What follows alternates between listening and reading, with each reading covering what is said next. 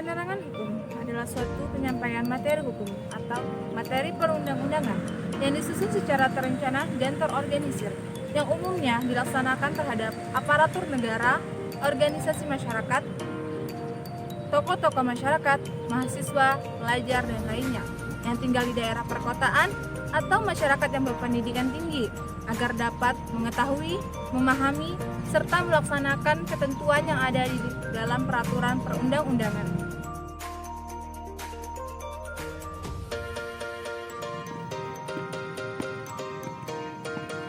Menjelaskan apa itu hate speech. Hate speech adalah tindakan komunikasi yang dilakukan oleh individu ataupun kelompok dalam hal bentuk provokasi, hinaan, ataupun hasutan yang ditujukan kembali kepada individu ataupun kelompok lain dalam hal berbagai aspek seperti ras, gender, warna kulit, agama, orientasi seksual, cacat, kewarganegaraan, serta yang lain-lainnya.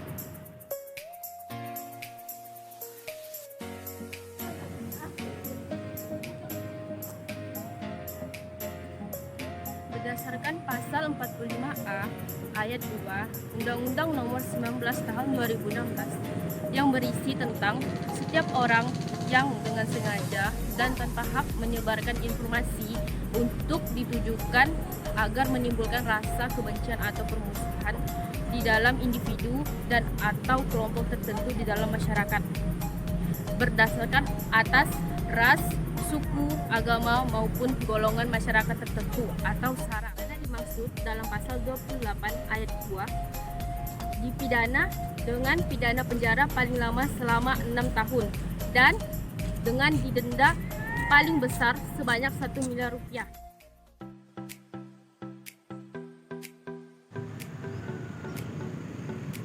Teori strukturalisme yaitu teori yang berusaha untuk memahami aspek-aspek kehidupan dalam kemasyarakatan yang bertitik tolak pada pendekatan struktur bahasa yang digunakan pada masyarakat tersebut. Keterkaitan hate speech dengan teori strukturalisme yaitu bertitik tolak pada bahasa yang digunakan masyarakat tersebut dapat berbentuk hinaan dalam berbagai aspek seperti ras, warna kulit, etnis, gender, cacat, dan lain sebagainya. Pada zaman sekarang, hate speech lebih sering terjadi di media sosial karena menggunakan bahasa-bahasa yang tidak pantas untuk digunakan.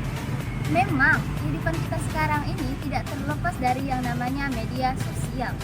Karena kebanyakan orang lebih mengekspos segala kegiatannya itu di media sosial, seperti mengekspos makanan, liburan, kegiatan-kegiatan bermanfaat lainnya, dan lain sebagainya.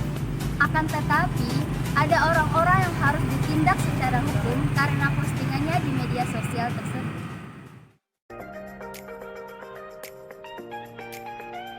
Ada beberapa kasus yang terjadi di media sosial. Yang pertama, sebar kebencian via Facebook. ASN Kota Batu menjadi tersangka.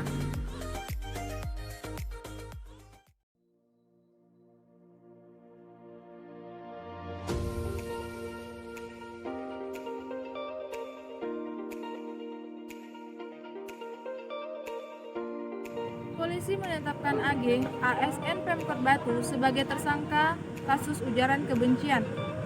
Kasus berawal dari laporan istri korban yang melaporkan akun Facebook Maimunah yang menggunakan foto profil dirinya yang memposting ujaran kebencian terhadap suaminya, HMP. Dalam postingan itu, akun Facebook tersebut mengunggah foto-foto kegiatan Dinas PUPR yang ditambahi dengan narasi tudingan ada main-main di balik kegiatan itu. Narasi tersebut dianggap oleh korban mencemarkan nama baik dirinya. Yang kedua, musisi terkenal Ahmad Dhani pun menjadi tersangka karena postingannya di Twitter yang menyinggung pendukung mantan Gubernur DKI Jakarta Basuki Cahayapurnama alias kasus hukum yang saat ini dihadapi musisi dan politisi Gerindra Ahmad Dhani. Ya, berikut penjelasan singkat kasus-kasus tersebut.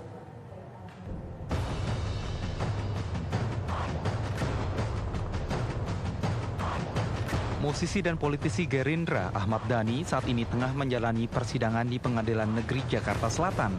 yaitu untuk kasus ujaran kebencian atas pelaporan Sekjen Cyber Indonesia Jack Boyd Lapian ke Polda Metro Jaya pada 2017 lalu.